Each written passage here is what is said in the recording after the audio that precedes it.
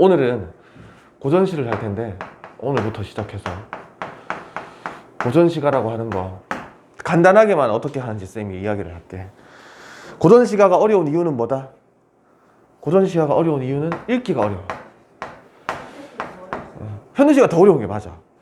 현대시가 훨씬 어려워, 고전시보다. 현대시는 읽을 수는 있지만 그 주제를 찾아내는 게 쉽지 않아. 그 시어의 함축적인 의미와 상징적인 의미를 찾아내는 게 쉽지 않거든. 그걸 이제 어떻게 찾아내는지 쌤이랑 좀 해본 거고, 고전시는 읽기만 해결돼 버리면 사실 굉장히 쉬운 거야. 읽기가 어려운 이유가 한자가 굉장히 많이 나오지. 그렇지? 그 다음에 지금 우리가 하는 그 말투랑 좀 달라. 옛 말투가 많이 나와서 여기에도 보면 인노라라든지 뭐 교타라든가 잘 안 쓰는 그런 말투가 제법 많이 나온단 말이지. 그래서 좀 읽기가 좀 불편한 거지. 뭐 이런들 이유 때문에 사실 좀 읽기가 어렵거든. 어휘를 좀 알아보기가 힘들다라는 거, 게다가 한자어들이 많다라는 거, 이런 거 어떻게 해결하느냐, 어떻게 해결하는지 쌤이 얘기를 해줄게. 어떻게 해결하냐 하면, 무조건 많이 봐, 이건 해결 방법이 안 돼. 물론 많이 보다 보면 익혀지는 것들이 있는데 좀 생각을 가지고 봐야 돼. 생각을 가지고. 기본적으로 어떤 생각을 너희들이 해줘야 되냐 하면, 고전은 이 당대에, 이 당대라는 건 우리가 뭐 쉽게 얘기해서 우리가 수능 시험에서 만날 가능성이 좀 있는 고전시들만 이렇게 한정해 본다면 보통은 이제 뭐 고려 시대에서 조선 시대 정도까지라고 볼 수 있거든. 물론 그 전에 뭐 신라 시대, 뭐 그 상고 시대부터 시작해서 고전 시가는 존재해 왔는데, 우리가 수능에서 만날 수 있는 고전시는 대체로 이제 여기란 말이지. 시조, 가사, 뭐 여기다 조금 더 해주면 고려가요까지도 가능한데, 사실 여기서 계속 나와. 여기서 시조와 가사에서 계속 나오거든. 그러니까 고려 시대 중반쯤 발생되어서 지금까지도 쓰고 있는 시조와 조선 시대에 아주 활발하게 창작되고 향유했던 가사라는 갈래가 수능 시험에서 주로 지금 계속 출제가 되고 있단 말이지. 그러면 봐, 이 한정된 이 시대 내에서 이 고전시에 담는 내용들이라는 건 사실 그렇게 폭넓은 내용이 아니거든. 왜 그러냐 하면, 이 당시의 시대상이 좀 그래. 시대상이. 물론 이제 이 사이에는 뭐 전쟁도 있고 뭐 나라가 망하고 다시 나라가 세워지고 이런 굵직굵직한 사건들도 있잖아. 그치? 그런 사건들도 있지만 그런 거는 뭐 몇백 년에 한 번씩 일어나는 일들이고, 그치? 보통은 그냥 평범한 삶이란 말이지. 평범한 삶. 생각을 해봐. 시조나 가사를 쓰는 사람들은 주로 양반층, 지배층일까 혹은 피지배층, 평민층일까? 주로 지배층일 가능성이 높지. 그렇지? 왜냐하면 얘네들은 문자를 이용해서 써야 된단 말이야. 문자를. 이때의 문자라는 건 한자란 말이지. 물론 조선시대 1400년대 15세기쯤 되면 이제 한글이라는 게 창제가 되어서 지배층이 아닌 피지배 계층도 문자 생활이 시작되긴 하지만, 문자 생활이 시작됐다고 해서 그전에 지금 양반들처럼 막 문학 작품을, 시를 멋들어지게 쓰고 이러기엔 또 시간이 걸린단 말이지.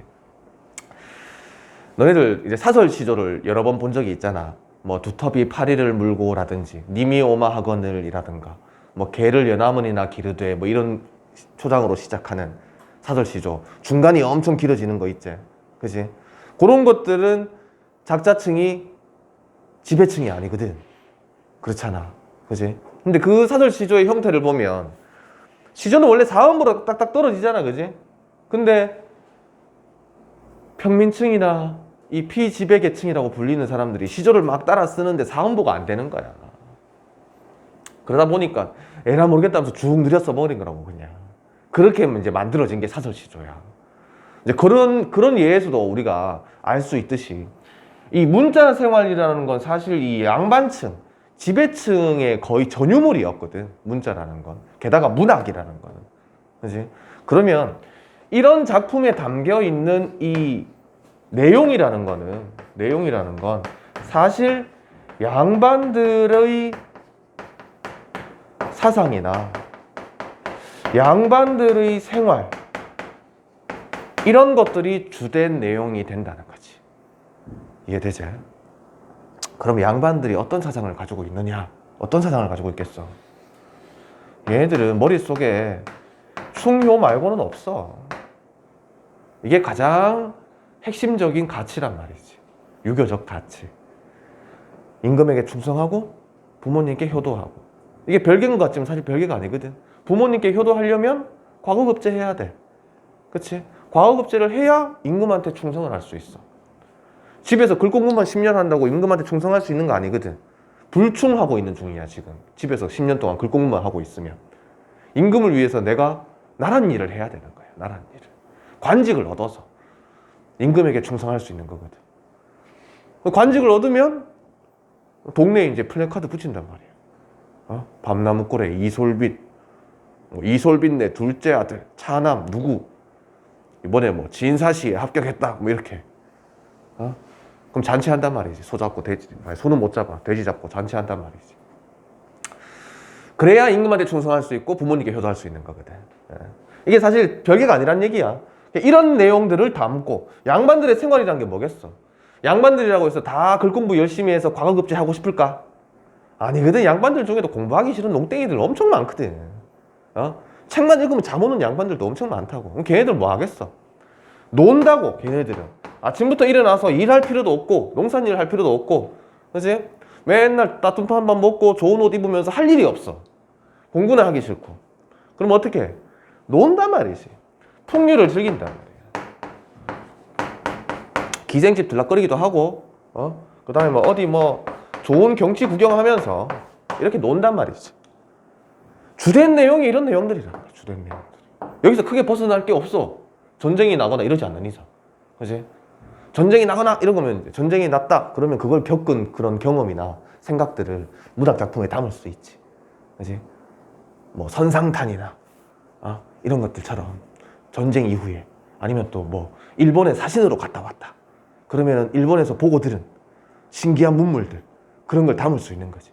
그런 어떤 이벤트가 있지 않는 이상, 어떤 이벤트가 발생하지 않는 이상 대체로 이 내용들을 담고 있다. 이해되지?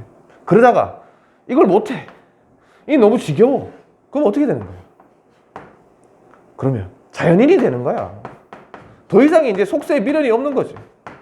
임금에게 충성하려고 관직을 받아서 열심히 일했더니 자꾸 간신들이 모함하고, 맨날 쟤네들 뱃속을 채우려고 붙어서 다투기만 하고, 그런 모습 보다 보니까 정 떨어지는 거야.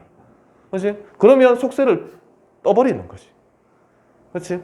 놀다 지치면 이제 인생은 무상한 거구나. 아무것도 남는 게 없네. 이러면서 신선처럼 욕심 없이 살아야지 하면서 자연으로 들어가 버린다. 이게 다란 말이야, 이게 다란 말이지. 그러니까 너네들이 고전시를 어떻게 하면 좀 제대로 접근할 수 있을까를 고민할 때에는 읽기가 해결이 된다. 그러면 이런 방향으로 자꾸 접근을 해봐야 되는 거야. 예측하고 읽는 거랑 짐작하고 읽는 거랑 그렇지 않은 거랑 차이가 크거든. 알겠지? 우리가 앞으로 이제 공부하다 보면 이런 내용들을 많이 만나게 돼. 됐나? 됐지? 이런 걸 좀 머리에 좀 넣어두라고.